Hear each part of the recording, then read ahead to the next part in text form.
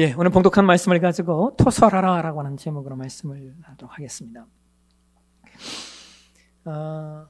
심리학자 중에 그 조셉 루프트라고 하는 분과 해리 잉엄이라고 하는 분이 있어요.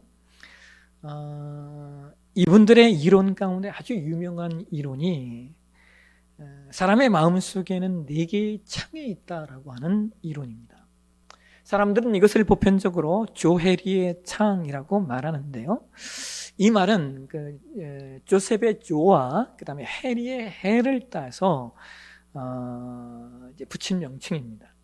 해리가 하리라고도 이제 발음이 되기 때문에 어떤 분들은 조하리의 창이라고도 말을 합니다.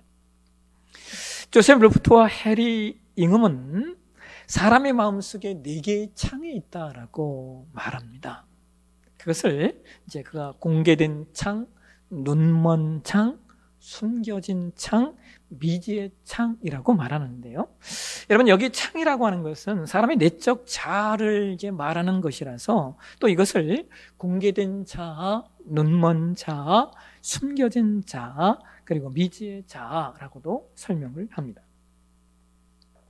공개된 자아는 나도 알고 남도 아는 나의 모습을 말하는 것이고, 눈먼 자아는 나는 모르지만 남들이 아는 나의 모습을 말하는 것이고, 숨겨진 자아는 나는 알지만 남들은 모르는 나의 모습을 말하는 것이고, 미지의 자아는 나도 모르고 남도 모르는 나의 모습을 말하는 것입니다.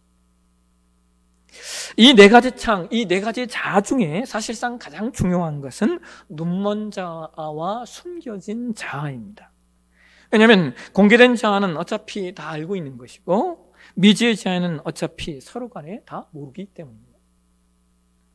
우리가 살면서 여러 가지 상황 속에 사각지대가 있듯이 눈먼 자아는 내가 보지 못하는 창을 말합니다. 그런데 이것은 남들은 알지만 당사자인 나만 이제 모르는 영역이기 때문에 남들이 나를 어떻게 보는지 깨닫게 되는 순간 우리는 충격을 받게 됩니다. 또한 사람은 숨겨진 자아를 노출해야만 변화가 일어나는데, 근데 많은 경우 숨겨진 자아는 자신의 수치로 여겨지는 내용들이 많기 때문에 사람들은 그것을 감추게 되고, 그래서 때로 위선자가 되기도 합니다. 그런데 여러분, 여기 이 자아라는 말이요, 여러 가지 의미가 있는데 여기서 말하는 자아는요, 사람의 내면의 은밀한 생각이나 욕망이 분출되는 사적 세계를 말하는 겁니다. 여러분, 재미있는 통계 중에 하나가요, 몰래카메라 범죄자들이 있잖아요. 몰래 이렇게 카메라 찍는 그런. 근데 이 몰래카메라 범죄자들의 대부분이 소위 사람들이 말하는 화이트 칼라 계열의 사람들이라는 거예요. 그러면 화이트 칼라 계열에 있는 사람들이 왜 이렇게 몰래카메라 이런 것들을 많이 찍냐?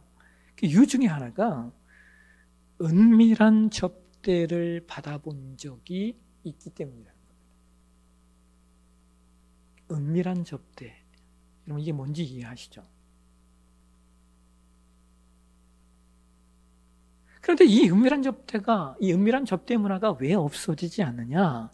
바로 인간 안에 은밀한 생각이나 욕망을 분출하고픈 욕구의 자아가 있기 때문이라는 거예요. 그러니까 여러분, 얼마나 많은 사람들이 페르소나라는 가면을 쓰고 살아가는지요. 근데 가면은 중독성이 있어요. 한 번 쓰기 시작하면 끊기가 어렵고 중독이 되면 가짜 인격만 남게 됩니다. 근데 여러분, 사람이 가면을 쓰고 산다라고 하는 것이 얼마나 어렵습니까? 그래서 종종 가면을 쓴 모습이 너무 힘들어서 자신의 가면을 오픈하는 경우들이 있죠. 누구에게 오픈합니까? 가까운 사람들에게. 다른 사람들에게는 한 번도 열어주지 않았던 마음의 문을 연다라고 하는 것은 그 사람이 나와 가깝고 신뢰할 만하다고 여기기 때문에 오픈하는데, 근데 안타깝게도 우리는 종종 그것이 부메랑이 되어 오는 것을 경험하게 돼요. 그래서 이러지도 못하고 저러지도 못하는. 근데 여러분, D.L. 무디 선생이 그 남긴 시 가운데 이런 내용이 있습니다. 보실까요? D.L. 무디 선생이 이런 얘기를 해요. 그대 자신을 바라보라. 반드시 실망할 때가 있을 것이다. 친구를 바라보라. 배신의 쓴잔을 맛보리라. 남편이나 아내를 바라보라. 어느 때인가 헤어지고 죽음으로 갈라서리라. 자식을 바라보라. 철이 나기 전 세상을 떠나리라. 돈이나 명예를 바라보라. 어느 날 허무함을 맛보리라. 그러나 주 예수를 바라보라. 영원한 생명을 얻으리라. 여러분, 오늘 저와 여러분이 봉독한 말씀은 시편이에요. 시편 34편은 다윗의 시인데요. 그런데 시편에는 다윗의 시가 가장 많죠. 시편이 총 150편인데 그 중에 절반이 다윗의 시예요. 근데 여러분, 저는 다윗의 시를 읽을 때마다 참 마음에 큰 감동이 있는 것이 뭐냐면, 다윗은 3000년 전의 사람임에도 불구하고 그때 그렇게 자신의 생각을 활자로 남겼다는 거예요. 지금처럼 쉽게 글을 쓰고 남기는 시대가 아니었음에도 불구하고 다윗은 어떤 역사 기록뿐만 아니라 자신의 마음, 자신의 생각, 자신의 삶, 그리고 드러내기 어려운 자신의 내면에 숨겨진 깊은 내용들을 끄집어내서 그것을 기록으로 남기고 있다라고 하는 것이 다윗의 탁월한 점입니다. 그러니까 여러분, 우리가 다윗의 시편을 읽을 때 무엇을 보셔야 되냐면 다윗의 그 숨겨진 창을 들여다 보셔야 돼요. 그가 자신을 어떻게 오픈하고 열어놓는. 또 우리가 다윗의 시편을 읽을 때 다윗의 시편을 마치 영혼의 일기장과 같다라는 느낌을 가지고 영혼의 일기장으로 그 다윗의 시편을 보셔야 돼요. 근데 여러분, 우리가 다윗의 삶을 시편뿐만 아니라 역사서를 통해서도 확인하게 되죠. 여러분, 역사서 사무엘기와 그 다음에 열왕기의 역사서를 통해서 다윗의 삶을 확인하게 되는데요. 근데 여러분, 역사서에 나타난 다윗의 모습은요, 얼마나 강하고 얼마나 완벽한 존재인지요. 뭐 여러 가지 이야기할 수 있겠지만 그 중에 하나, 여러분, 다윗은요 자신을 죽이려고 했던 사울 앞에 어떻게 행합니까? 사울을 용서해. 여러분, 자신을 죽이려고 하는 사람에게 보복하지 않고 용서한다라고 하는 것은요, 이것만큼 강한 것이 또 없습니다. 왜냐하면 약자는 보복을 하지만 강자는 용서하기 때문입니다. 여러분과 우리가 여러분 살면서 다 이렇게 경험하셨듯이 용서하는 게 얼마나 어렵습니까?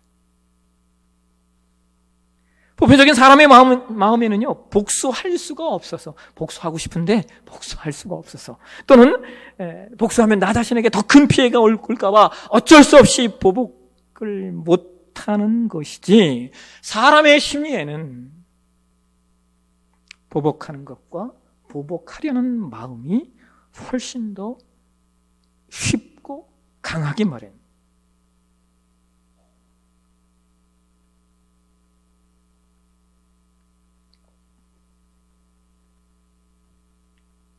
예전에 필리핀에 계신 남재경 선교사님이 그런 얘기를 한번 하더라고요. 내가 마음으로 죽이는 게 실제가 되면 다 죽었을 거라고. 내가 마음으로 누군가를 죽이는 그 마음이 실제가 됐으면 다 죽었을 거라고. 그런데 여러분, 사람이 그렇지 않습니까, 진짜? 근데 다윗은 보복하지 않고 용서해요. 그러니까 이것은 다윗이 얼마나 강한 존재였고, 그리고 이것이 어떤 면에서 다윗이 얼마나 완벽한 존재였는가를 우리에게 알려주는 거예요.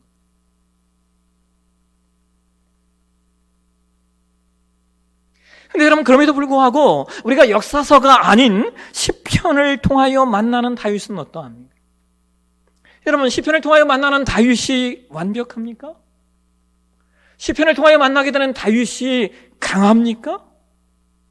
시편을 통하여 만나는 다윗은 역사서를 통하여 만나는 다윗과 정반대예요. 다윗이 얼마나 실수가 많고 얼마나 부족하고 얼마나 연약한 존재였는가가 가감없이 드러나고 있는 것이 시편이에요. 오늘 저와 여러분이 봉독한 말씀이 시편 34편입니다. 그런데 이 시편 34편이 어떤 상황 속에서 기록이 되었냐면 시편 34편의 표제문에 이런 글귀가 달려 있어요. 뭐라고 말합니까? 다윗이 아비멜렉 앞에서 미친 채 하다가 쫓겨나서 지은 시. 이게 시편 34편이에요. 다윗이 아비멜렉이라는 왕 앞에서 미친 채 하다가 쫓겨나서 지은 시가 시편 34편이라는 거예요. 여러분, 이 사건이 어떤 내용이냐면 사무엘상 21장의 사건이에요. 우리 함께 사무엘상 21장 10절에서 15절까지의 말씀을 한번 보실까요? 같이 한번 읽겠습니다. 그날에 다윗이 사울을 두려워하여 일어나 도망하여 가드왕 아기스에게로 가니 아기스의 신하들이 아기스에게 말하되 이는 그 땅의 왕 다윗이 아니니까 우리가 춤추며 이 사람의 일을 노래하여 이르되 사울이 죽인 자는 천천히요 다윗은 만만히로다 하지 아니하였나이까 한지라. 다윗이 이 말을 그의 마음에 두고 가드왕 아기스를 심히 두려워하여 그들 앞에서 그의 행동을 변하여 미친 채하고 대문짝에 끄적거리며 침을 수염에 흘리매 아기스가 그의 신하에게 이르되 너희도 보거니와 이 사람이 미치광이로다. 어찌하여 그를 내게로 데려왔느냐? 내게 미치광이가 부족하여서 너희가 이 자를 데려다가 내 앞에서 미친 짓을 하게 하느냐? 이 자가 어찌 내 집에 들어오겠느냐 하니라. 다윗이 사울왕에게 쫓겨서 도망가다가 어디까지 도망을 갔냐면 이방 나라인 가드까지 도망을 가요. 그런데 사무엘서에서는 이 가드 왕을 아기스라고 말하는데 여러분, 이 아기스라는 말은요 왕의 칭호예요. 우리가 이집트의 왕을 바로라고 칭하잖아요. 그런 칭호입니다. 그리고 그의 실제 이름이 아비멜렉입니다. 근데 여러분, 그 당시에 가드라는 나라는요 그렇게 큰 나라가 아니었어요. 기껏해야 한 성읍 정도 된 아주 조그만 나라였어요. 근데 그 당시에 그런 성읍을 가지고도 그것을 나라라고 말하고 우두머리를 왕이라고 말하는 것이 그 당시의 모습이었어요. 여러분, 다윗이 보기에 이런 나라들이 어떠했겠습니까? 이건 정말 웃기는, 어떻게 보면 하찮은 나라인 겁니다. 그런데 여러분, 학자들은 이 사건을 다윗이 가드왕 아기스에게 자신의 신변을 보호해달라고 요청한 것이 아니라 그냥 다윗이 자신의 신변을 속이고 용병처럼 그의 휘하에 들어간 것이다 말합니다. 그런데 그만 그의 신분이 신하들에게 발각되었다라고 하는 거예요. 자, 여러분 상상해 보세요. 가드라고 하는 성읍은 이스라엘 왕국과 비교할 수 없는 작은 나라예요. 그런데 다윗이 망명도 아니고 그냥 몰래 숨어 들어가 용병이 되려고 했다는 거예요. 여러분, 이거 얼마나 창피하고 치사한 일입니까? 얼마나 숨기 위해서 숨으려고 했으면 그렇게 행동을 했겠냐라고. 또 그뿐만 아니라 자신의 신분이 노출되어졌을 때 그가 어떤 행동을 해요? 여러분, 사무엘상 21장 13절 한번 보실까요? 성경이 이렇게 말해요. 그들 앞에서 그의 행동을 변하여 미친 채하고 대문장에 그적거리며 침을 수염에 흘리매. 여러분, 이 13절 말씀을요 우리가 히브리어 그 원어적으로 보면요 이게 어떤 모양새냐면 왜 정신 나간 사람들이 이리저리 날뛰고 다니잖아요. 마치 다윗이 그렇게 행동했다는 거예요. 또 여러분, 그 미친 사람들이 그 여기저기에 자신의 그 분비물을 막 이렇게 묻히고 이렇게 다니잖아요. 다윗이 그렇게 행동을 했다는 거예요. 예? 그뿐만 아니라 얼굴에 그 끈적끈적한 침을 줄줄 흘리고 다윗이 그렇게 행동을 했다는 거예요. 여러분, 상상이 되세요? 아니, 자존심이 있지 꼭 이렇게 살아야 됩니까? 이것이 사울은 천천히요, 다윗은 만만히로다 칭송을 받던 다윗이 했던 일이에요. 왜요? 살려고요. 예? 다윗이 그렇게 살아남았다고요. 근데 여러분, 중요한 것은 이 사건이 다윗에게 어떤 기억으로 남았을까요? 여러분, 아픔 아니었을까요? 아무리 살아남는 것이 중요하다지만 다윗이 그렇게 살아남고 그의 자존심에 얼마나 큰 상처가 있었겠으며, 그리고 정신적으로 얼마나 큰 트라우마가 있었겠습니까? 근데 여러분, 놀라운 게 뭔지 아세요?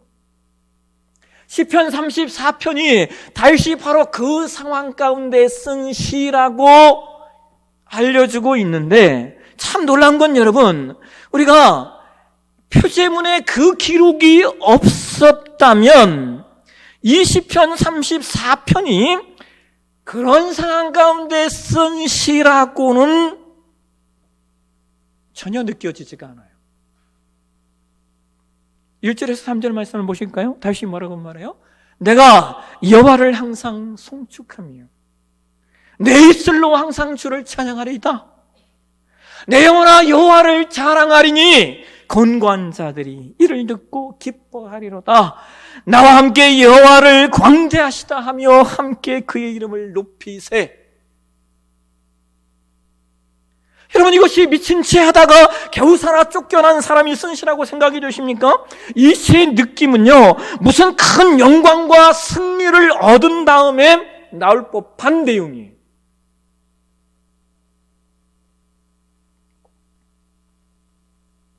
여러분, 다윗이 이렇게 하나님을 찬양할 수 있었던 이유가 무엇일까요? 그렇게 비굴하게 살아남았지만 그럼에도 불구하고 그 상황,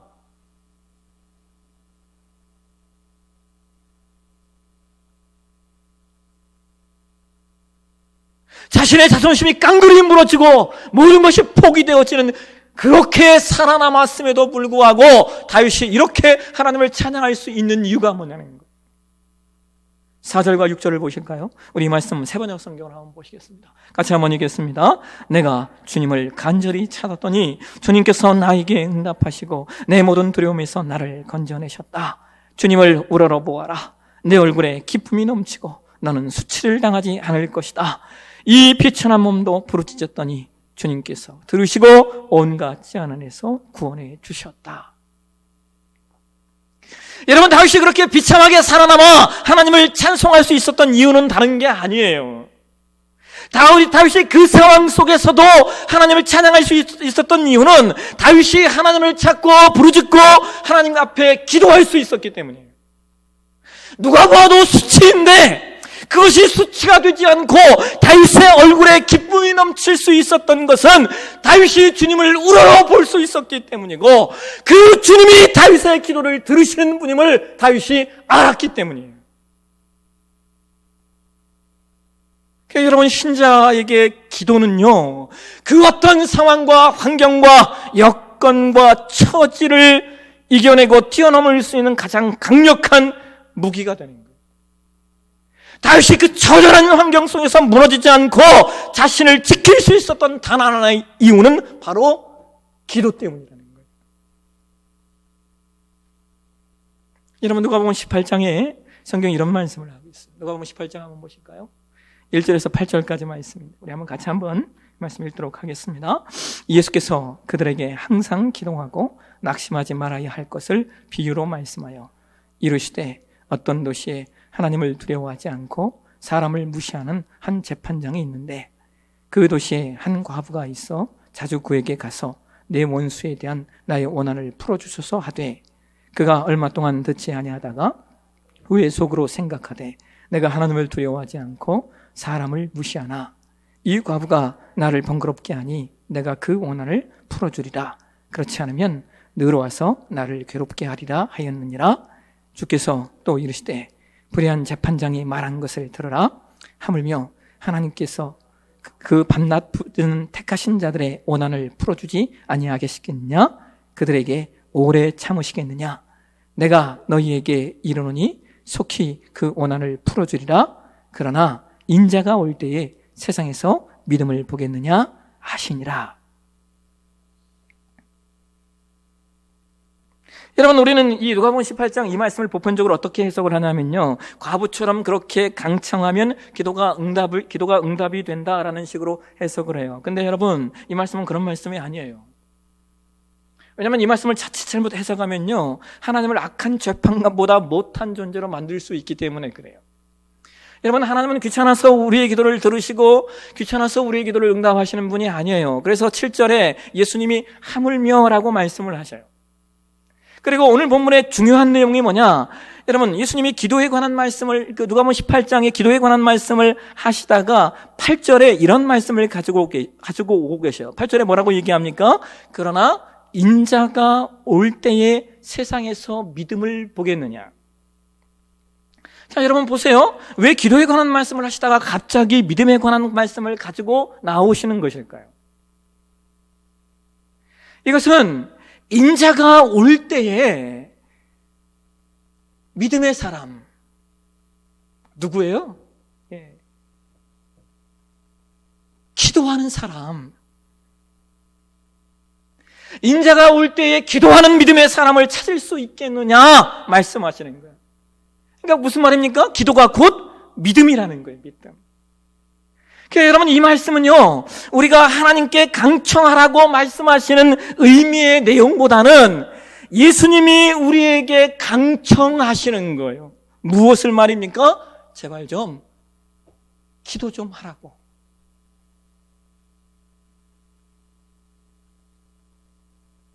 하나님이 기도하는 자의 기도를 오래 참지 않고 반드시 선한 것으로 응답할 테니까 제발 좀 기도 좀 해라.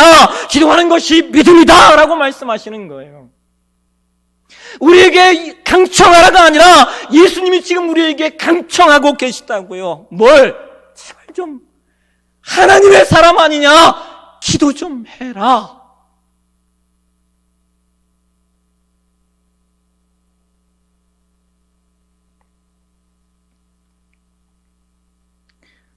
말씀을 맺겠습니다. 시편 32편 3절에 성경이 이런 말씀을 하고 있어요. 이 말씀을 예전 성경인 개역 한글판 성경으로 한번 보시겠습니다. 같이 한번 읽겠습니다. 내가 토설치 아니할 때에 종일 신음함으로 내 뼈가 쇠하였도다. 아멘. 여러분, 여기 토설치 아니하다라고 하는 말이 이 토설치 아니하다에 해당하는 그 헬라어 원어가 하라쉬라고 하는 단어인데요. 근데 이 하라쉬라고 하는 단어가 어떤 뜻을 갖고 있냐면 벙어리가 되다, 귀머거리가 되다라는 뜻이에요.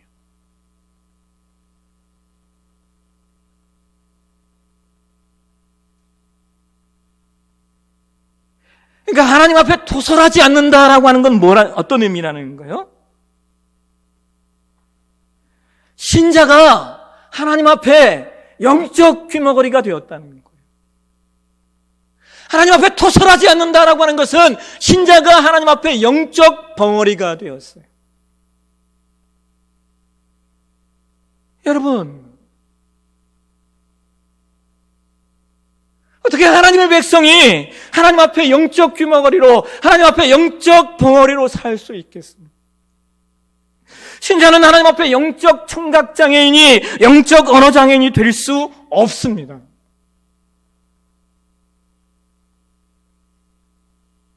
여러분, 다윗이 하나님 앞에 하나님 마음에 합한 자라고 하는 말을 듣게 된 것이 다른 게 아니에요. 여러분, 다윗이 어떤 위대한 일을 행했기 때문에 다윗이 하나님 마음에 합한 자가 아니라 다윗은 하나님 앞에 토설할 줄 아는 자였기 때문에 그래요.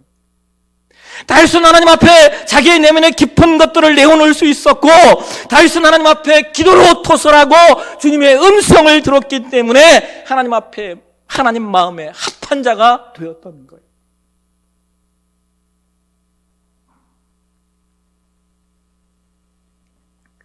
지난주에 읽은 글 가운데 제 마음속에 깊이 남아있는 한 문장이 하나 있어요. 이런 문장이었어요.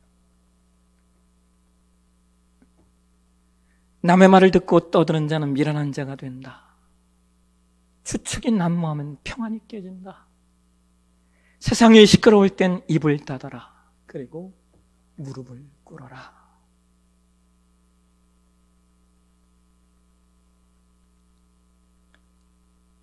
여러분, 하나님은 우리의 마음을 아셔요. 하나님은 우리의 상황을 아셔요. 하나님은 우리의 의도를 아셔요. 세상이 시끄러울 때, 세상이 시끄러울 땐 입을 닫는 거예요. 여러분, 얼마나 세상이 시끄럽습니까? 그때 신자는 입을 닫고 무릎을 꿇는데요. 이번 한 주간 저와 여러분이 하나님 앞에 토설하는 자가 되셨으면 좋겠습니다. 하나님께 토설하는 자가 되어 다윗처럼 하나님 마음에 합한 자라 칭함을 받는 저와 여러분의 신앙이 되시길 주의 이름으로 축원합니다. 기도하겠습니다. 하나님,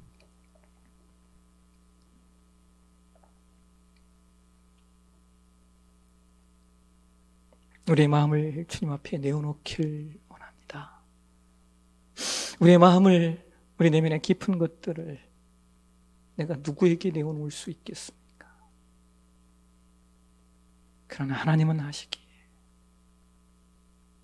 내가 내 내면의 깊은 것들을 주님 앞에 토설함으로 말미암아 내가 정결함을 입고 내가 하나님 마음에 합한 자로 이 땅을 살 수 있도록 나를 인도하여 주시옵소서. 토설이 은혜이고 복임을 기억하게 하시고, 그래서 우리로 영적 귀머거리, 영적 벙어리 되지 않게 도와주시고, 오늘도 우리에게 강청하시는 그 예수님의 마음 우리가 놓치지 않고 기도하는 우리 되게 하여 주옵소서. 거룩하신 예수님의 이름으로 기도하옵나이다. 아멘.